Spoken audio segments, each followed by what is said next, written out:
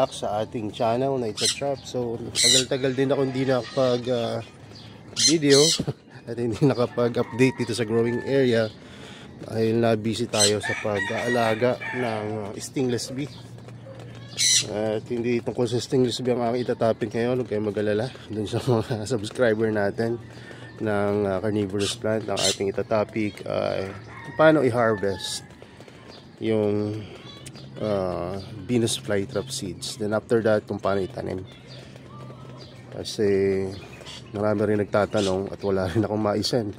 Hindi ko na nga alam kung nasan yung video natin dati na may nagtanim tayo ng maraming Venus flytrap seed, no? At bukod doon, marami pa tayong mga kakaibang pangyayari dito sa growing area. Iba magaganda, iba rin naman ay medyo sad. Pero ganun pa man, di ba? Kahit na may mga sad story, ay lesson learned na lang, kumbaga. At pwede natin i-share para hindi nyo naman or maiwasan nyo, no, yung pangyayari na yun. So ngayon nga, mag-harvest tayo ng seeds ng BFT. Pero unang-una, i-check muna natin kung good na ba talaga sila for harvest. Kasi last na nag-check ako, medyo okay na to eh. So ayan, may mga pwede na to. Actually, ano na, parang overdue na. At dito sa isa siguro ganun din. Ayan. Yan natin to. Alam nyo, kung willing kayo na or kaya nyo tanggapin yung risk na pwedeng masacrifice yung halaman nyo, ayan, hayaan nyo na lang silang mag-flower. Pero kung hindi nyo kayang tanggapin nyo na pwedeng masakripisyo yung inyong halaman, huwag nyo nang ituloy. Kasi hindi siya, kung talaga into BFT kayo na gusto nyo paramihin yung isang cultivar na mother plant, magde-decline talaga yung health eh. No, at nakakabalik rin naman. Pero ayun nga, no, prone siya sa decline, lalo na dito sa atin sa Pilipinas, dahil lalo na ngayon dito, di ba? Napakainit ang panahon, kahit nga sa lugar na kung saan dapat malamig, napakainit din at walang ulan, no. Kausap ko nung nakaraan yung si Ma'am Docena ng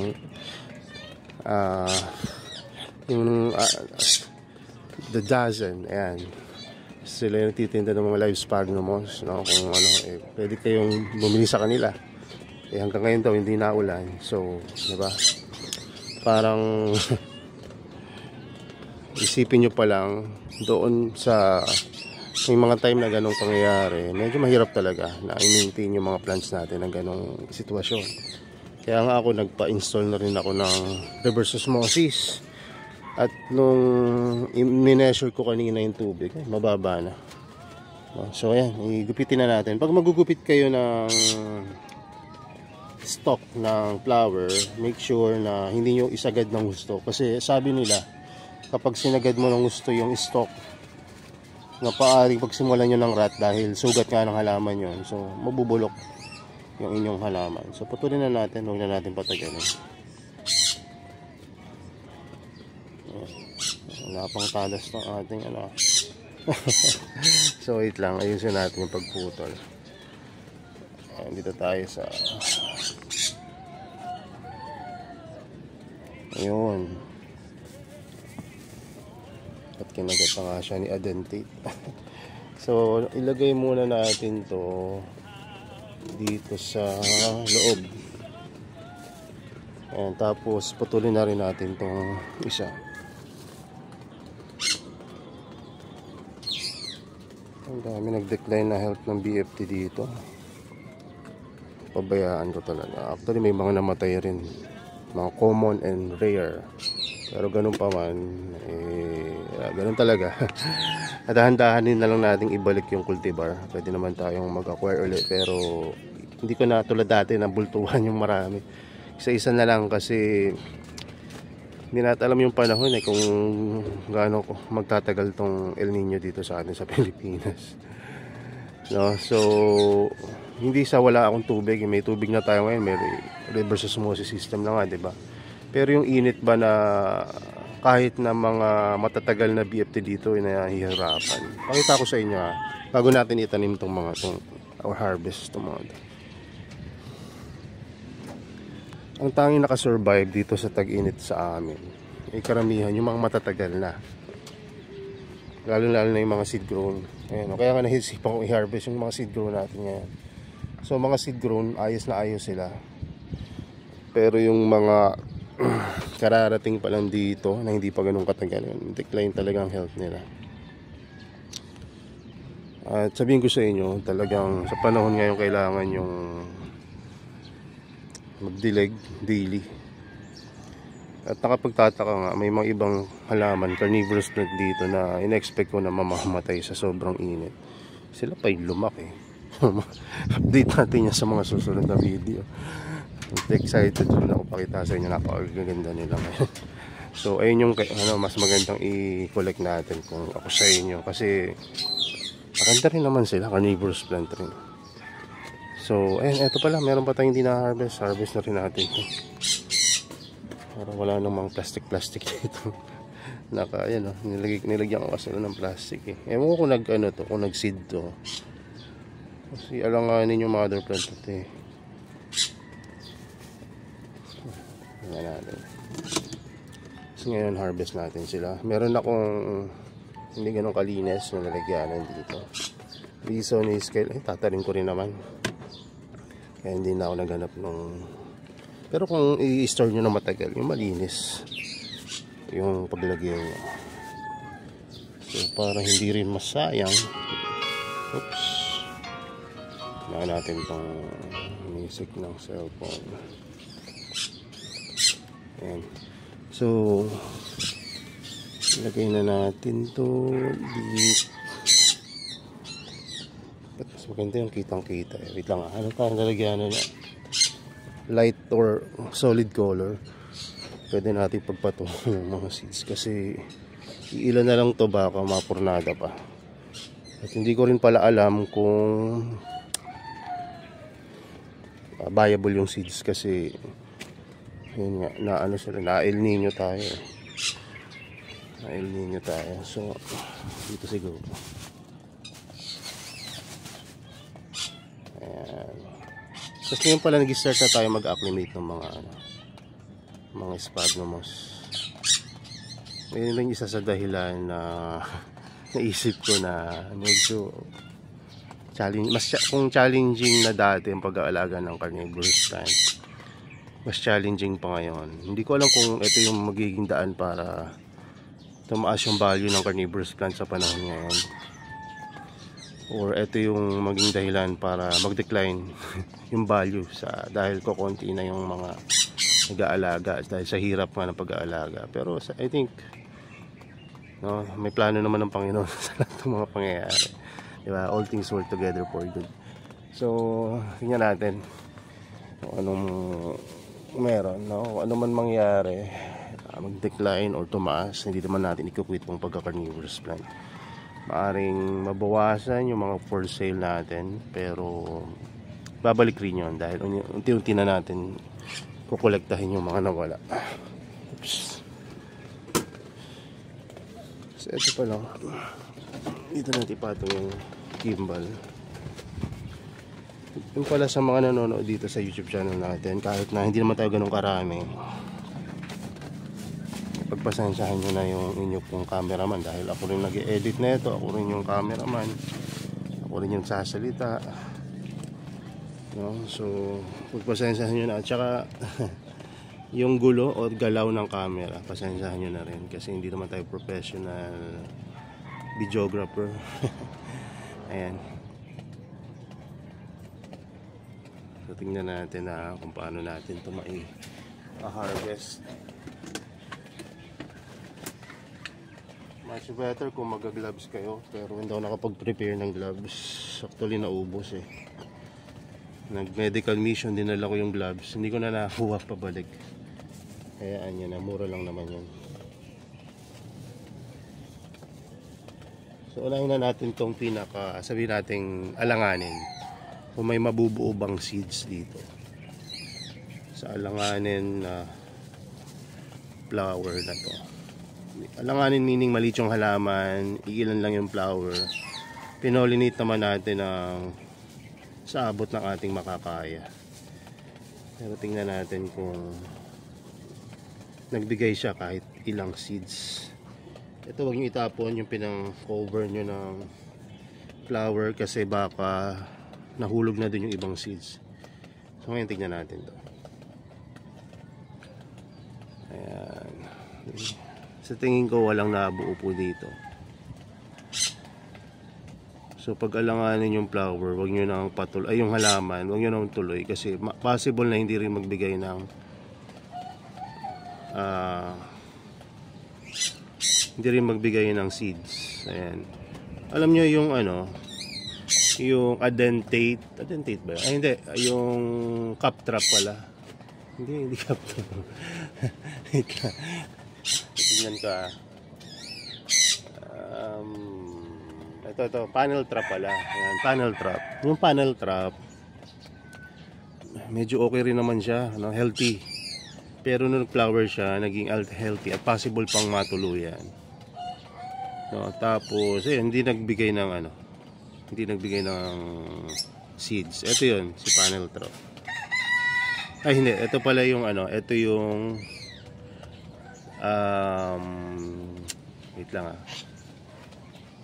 Holland yata to, ito yung Holland. Ayan. Sabihin na natin typical kasi typical to ng Holland. Ayan. So ayan, itatanim pa rin natin ito mamaya pero wala siyang seeds. Sunod natin itong pangalan nito, gap teeth, no? Ito yung pinaka malaki natin na mother plant pero pagkatapos niyang mamulaklak, nag-decline yung health niya. Kahit natanggal na natin to, hindi ko masasabing mabubuhay ko yung halaman dahil medyo talaga halos decline kung mga parang kung sa pagbubuntis nagkaroon ng depression after ganun at malala talaga. So pakita ko sa inyo rin mamaya kung ano itsura ng mga mother plant. So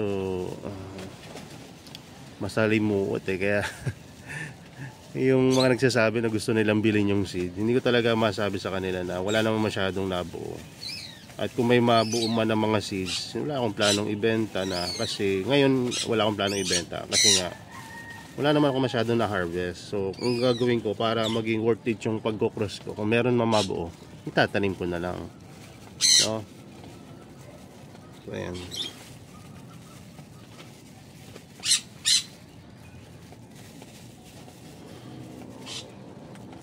Ayun, eto may iilan na nabuo.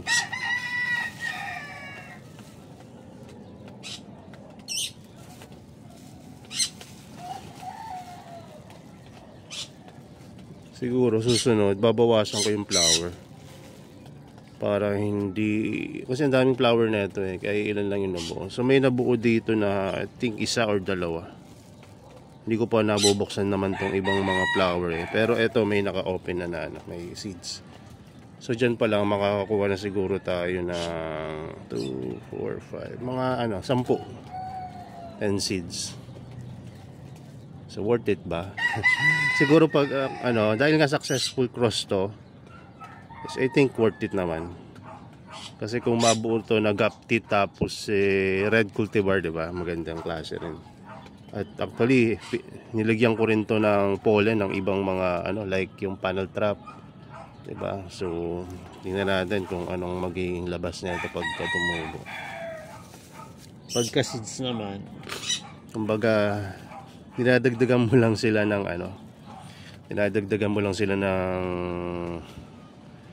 kumbaga probability na magkaroon ng traits na ganun. Pero pagka seeds, typical lang talaga lalabas dyan. Kaya nga pag may lumalabas ng mga unique traits, napakagandang senyales. So anyway, lagay na natin dito yung seeds na pwede nating mai-harvest.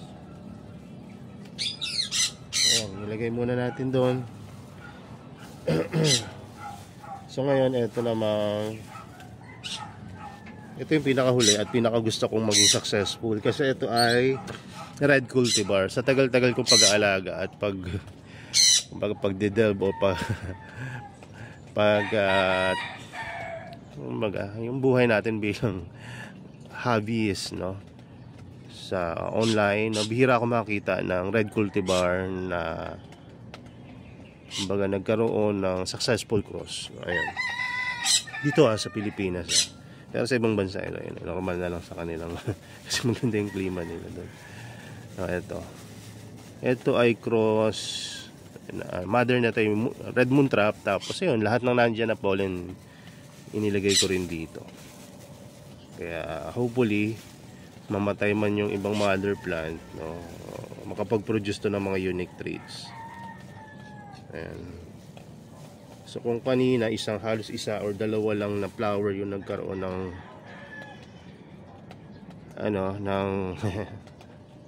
ayun, ganda nito. Nagkaroon ng seeds. Ito naman, medyo masaya tayo dito sa naging result dito. Kasi bakit? 1, 2, 3, 4, and 5. Ayan, limang flower yung nabuo dito. Ayan. So lapit natin ng konti. Pero ingatan natin baka mahulog yung seeds. Saan na ba? Ayan. Anyway, harvest na muna natin to.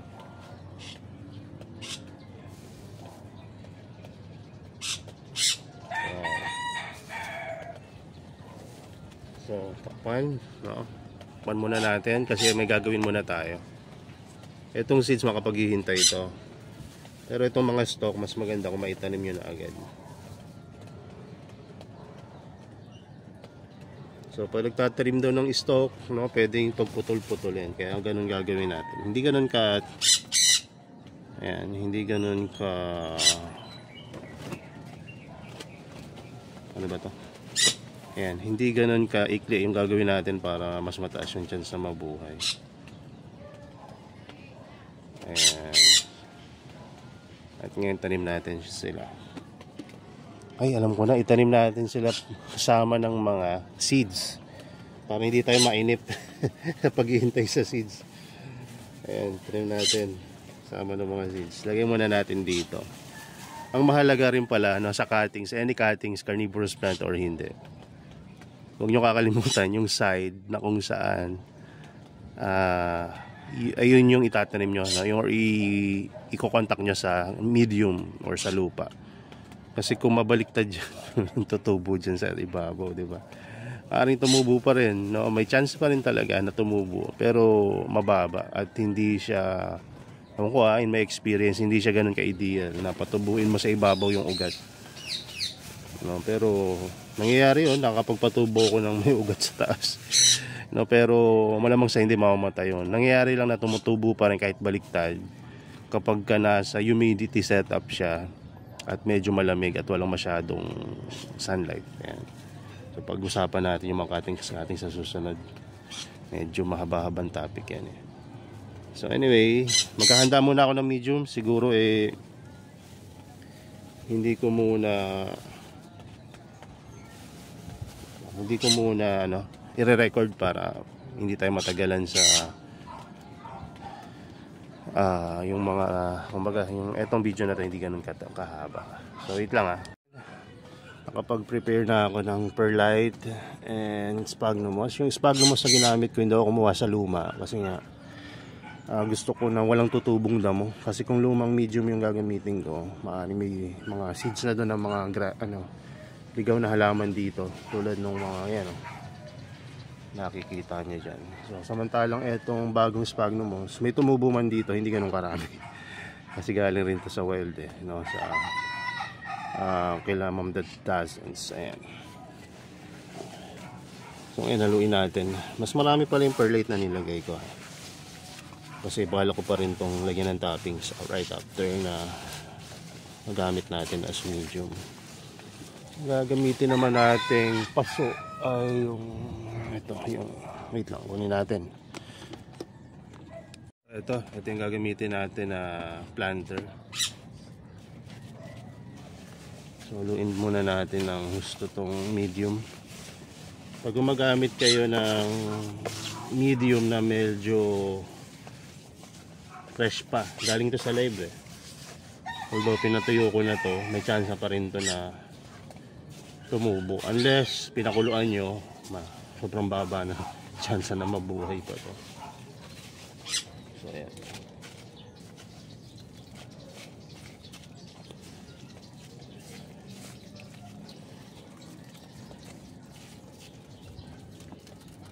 So ito yung consistency ng medium na meron ako. Ang dami pala natin. Gagamitin natin yan sa mga pagre-replant natin susunod. Kasi bahala ko rin mag-mass replant eh. So ayan.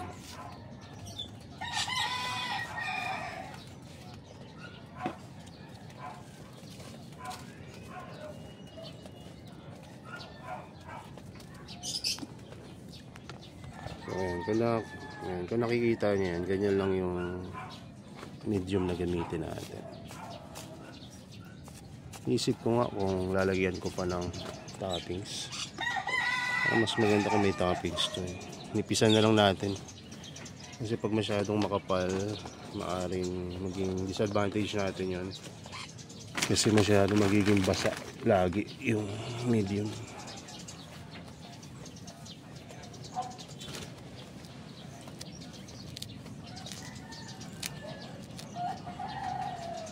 So, manipis lang talaga.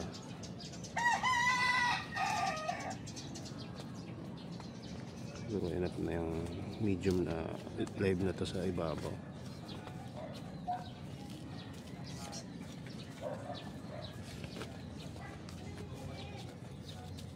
Ayan. So, ayan. No? Manipis na. Nakita nyo na yung kinuha ko kaninang medium, diba? Konting-konti no? Ganyan lang yung toppings. Tapos biligyan natin siguro, no? Para medyo mag-level yung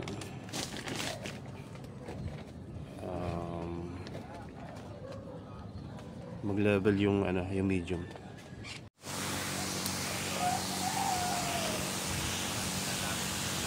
So, ayan, ito yung mga plastic na hindi natin tinapon kanina. At buti nga pala hindi natin tinapon. Alam niyo kung bakit.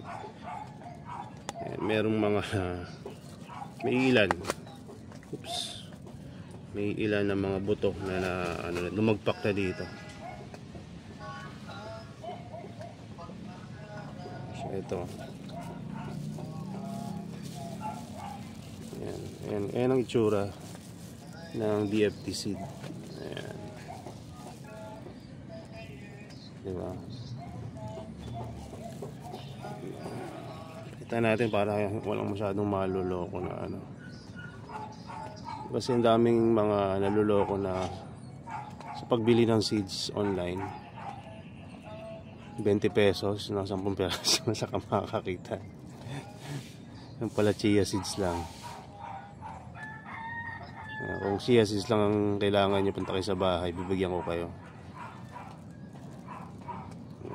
Ayan ang itsura ng Venus flytrap seed, no? Kung BFT seed, libre lang sa akin Kung BFT may bayad, ang chia lang ang libre. Ayan. Speaking ng chia, ginagamit ko yan pang kalma ng aking puso, no? Kasi yan, marami kasing omega 3 fatty acid yan. Kaya ang inunguya ko yan pag nagpapalpitate ako. Pero ngayon, bira ko nang gamitin dahil healthy lifestyle na tayo. Ayan, so huwag na natin patakalin to. Tanim na natin. Ayan, tanim natin yan dyan. Tapos silipin pa natin tong plastic. Baka may natira pa eh. Palagay ko nga may nahulog na dun sa medium sa taas. Dahil ang tagal kong ni-neglect na hindi i-harvest tong seeds. So wala na. Mamaya double check ko na lang to after ko mag-video. Ito naman yung isa pa. Tingnan lang natin kung meron din to.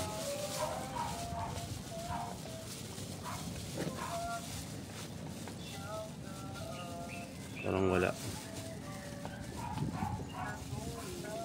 Anyway, double check ko na lang mamaya. Pero ayun yung reason bakit ko hindi tinatapon yung plastic na pinambalot ko. Kasi natatanggal sila sa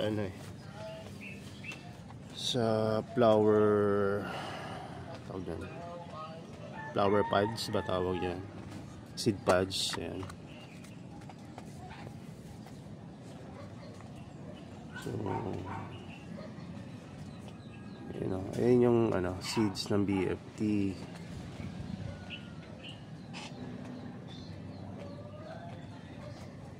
nakikita nyo. Itong nasa gilid.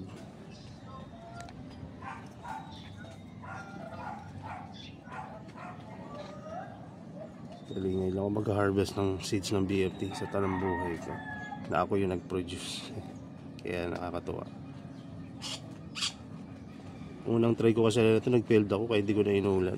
Ngayon na lang.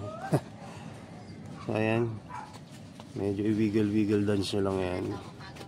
At mahuhulog sa gilid yung mga seeds. So pasensya na kayo sa background pero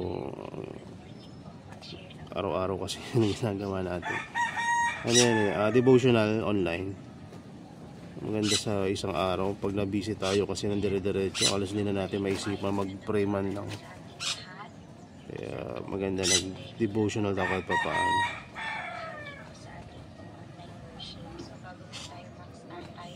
Ito hindi nabuo yung seeds so wait lang So ito na. Ayan. Yung iba nagtataka ako, hindi siya nagbuo na seeds.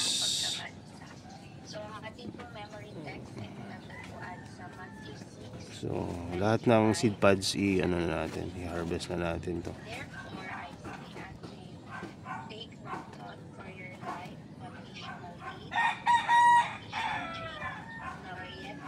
Sayang yung iba, no? Hindi nagbuo. Ang dami pa naman nating in-effort dito na araw-araw. Pero malay nyo naman, may magbigay ng medyo maganda-gandang traits at masulit yung ating pagpo-pollinate daily.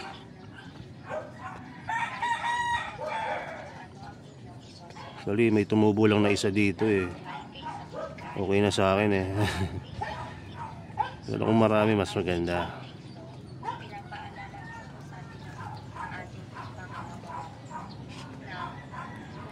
Ayun, meron pa palang seeds na uhulog-hulog. Ayun.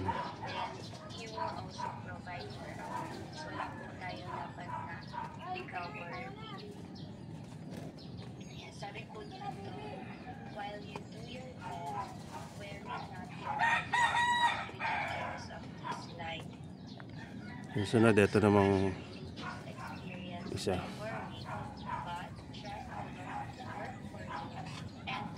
Ayun, meron din. Nakakatawa pag nakakaramdam ako ng seeds sa daliri ko eh.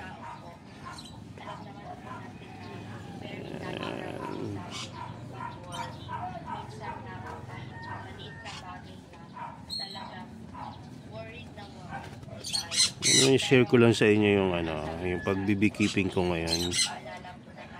Okay rin siya. Hindi siya ganun kalaki yung kinikita ako pero yung benefits niya sa health, ang ganda talaga eh.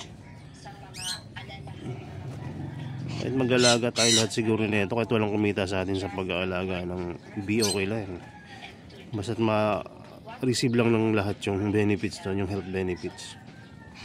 Saka ibang mga matututunan mo sa bee. Ganda kasi siya. Daming health benefits. Yung mga dapat binibili mo ng gamot bili mo na lang ng colony ng bees. Hindi ko sinasabing sa akin ko kayo bumili pero yung pinakamalapit sa inyo.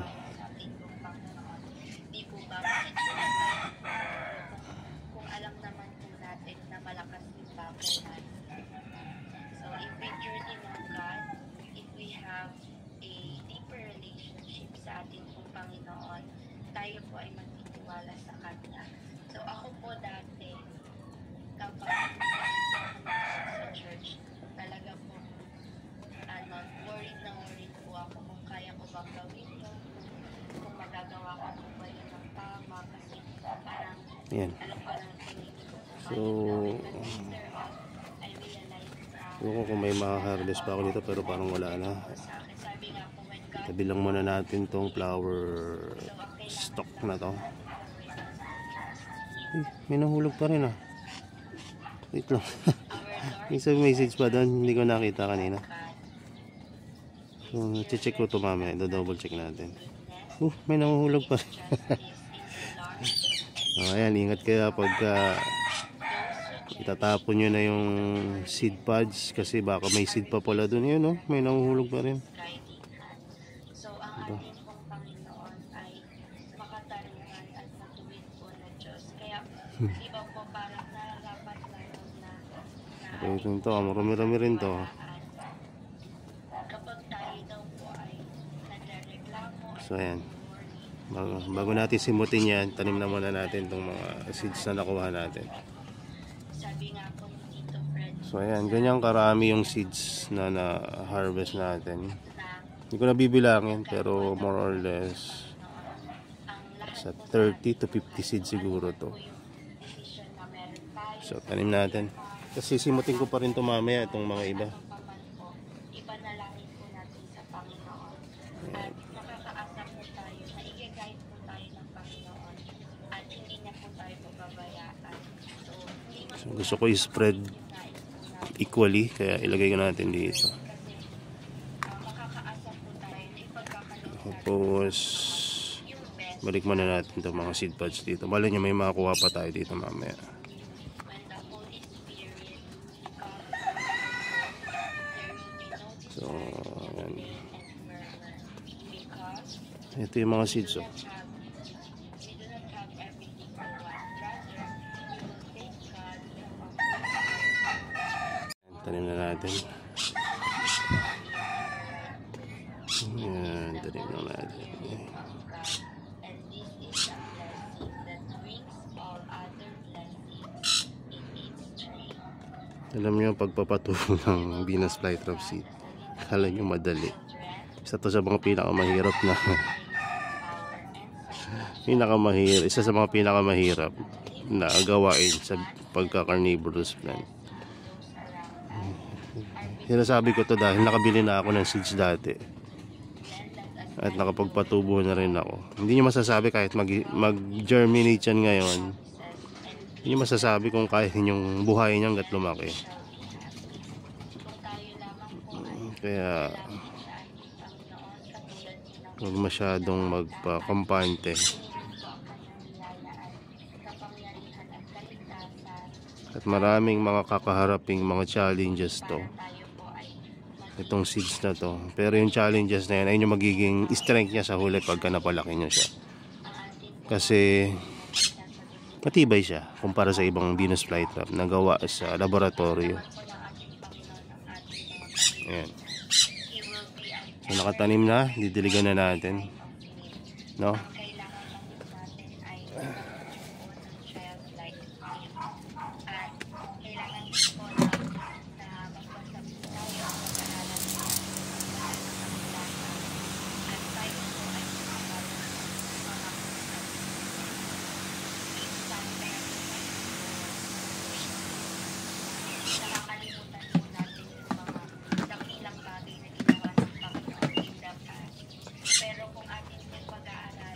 So ayan, naitanim na natin yung Venus flytrap seed, no? So yun lang muna. God bless sa inyo. And bye bye. Hindi ko muna i-close yung video, baka gusto nyo pang panoodin yung pagpapagpag ko nung mga flower stock na natira. Baka may makuha pa tayo, sayang. Pero sa palagay ko halos lahat na-harvest na natin. Ayan. So secure na natin to sa taas. Baka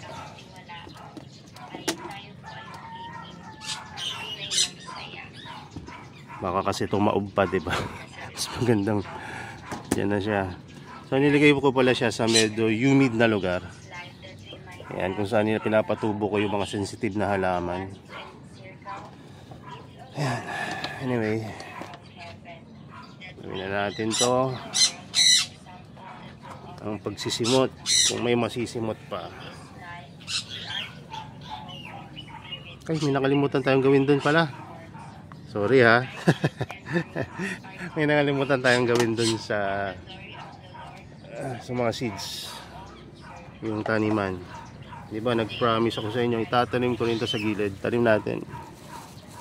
Dalawa na yung ating oobserbahan.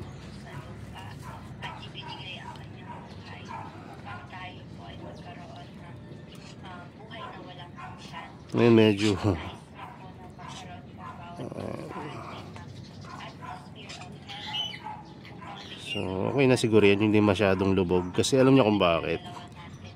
Dati lubog na lubog ang gusto ko eh. Kaya lang sa ibang bagay lang maganda. Etong BFT kasi, etong stock nila capable rin to ng photosynthesis. Kaya kahit hindi nyo siya ilubog ng gusto. Ayan. Ayan. Diba? So ayan, balik na natin sa taas. Ingat ulit tayo, baka ma-murder natin. Hindi pala nakasarado yung pinaglagyan natin. Tingnan na natin sa taas ilagay. Dito na lang nakita natin. Hindi rin sarado dito ah. Sige, pwede. Pwede na siguro dyan. Ayan, dyan na. May ako na ayusin. Mahirap mawala ng work doon kasi back to tourist ka na naman din. Mapahanap ka naman ng bagong school para makuha ka na naman ng nanti sa Laos. Eh napakalayo po, parang by bus 24 hours po yung ita-travel mo para makakuha po ng nanti. At makakakuha ka lang po ng nanti kapag meron ka na po school. So sobrang po talaga akong nag-worry and nag-overthink kasi bago pa lang po ako doon, parang natatapos po. Tapos feeling ko po ang hirap pag nagsimula na naman po ulit. Pero by that experience, nakita Ito okay na to. how amazing yung ating Panginoon. Ano kung napipil na ano eh. Na nag-remind po sa akin na magtiwala sa Panginoon. Sabi niya po, hindi daw po siya natatakot na mawala ng trabaho because of Sabbath. At ilang beses na din po siya nag-resign Ito mukhang meron po to. sa Sabbath. Tingnan natin. Pero never po siya na pinabayaan ng Panginoon. So, pinanghawakan po po yun. At ang ginawa po namin is, kinausap po namin yung head namin. Sabi po namin na magre-resign na lang po kami kung ipipilit po nila na papasukin po kami ng Saturday. Tapos, in-explain po namin na every Sabbath, insisita po kami at holy po yung araw na yun para po sa atin. At habang kausap na po namin yung head namin, parang naiyak na po kami dahil ayun nga po, ina-explain po namin na yung Saturday po ay napaka-importante po talaga para sa amin. Noong una po parang hindi niya po mag-guess bakit daw po Saturday, yung ibang mga Pinoy daw po Sunday naman daw po sila. Wala na akong makuha yata. So, hanggang sa yun Natin po, to. nag-usap po kami at sabi po sa amin ng head namin na ako broken pa lang po ako that time. Tapos yung kasama ko po is matagal na po siya doon. So, iniisip ko po na baka po ako okay lang na na hindi na po nila ako i-hire sa school. Pero yung kasama ko po siguro pagbibigyan po siya kasi po matagal na siya sa school. Pero na-amaze lang po ako kasi Ayan. head namin na Ngayon ko nagawa ko na yung lahat. mag-resign kami. At wala pa rin bumagsak. If ever Saturday pa po yung meeting Ano natin? ay Mayroon pang mauuyog. kasi dalawa po kami Wala na talaga. sa school.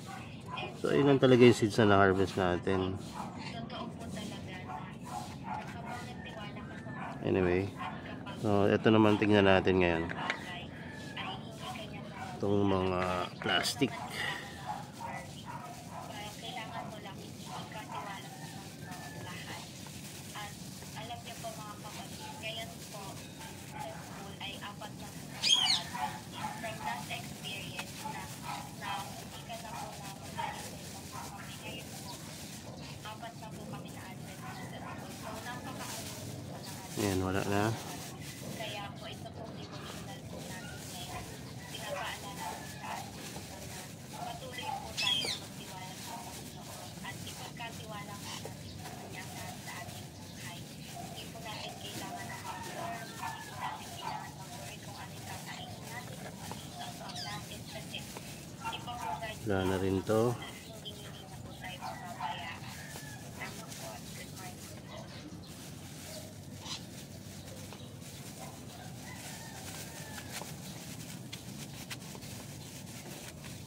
tayo mababayaan. Tama po. Good morning. Wala na rin yata to. Wala na. Tapos ito namang isa.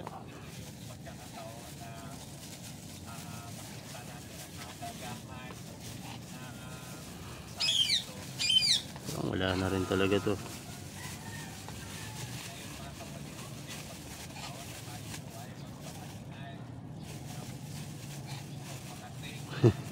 Wala na. So ayan, okay na yan. So ito, hindi natin itatapon to kasi malay nyo, may mga may mga tawag dito, may mga ano pa rin to, kumbaga may tutubo pa rin. Laging ganun yung aking isip eh. Kaya tinatanim ko kahit na hindi nakatanim-tanim. So dito na natin lagay sa Nepenthes. Ayan. Tapos tak. Ayan. So ayan. Ayan lang. Yun yung ating pagtatanim, pag-harvest ng BFT seeds. May mga iba pang tumubo dito pero baka putulin ko na lang rin. O hayaan ko lang. Kasi yung mga ganyan hindi na tignan nyo naman yung itsura ng halaman, diba? Para nag-flower siya dahil ayun na yung last dance niya. So anyway, yun lang muna. God bless and bye bye.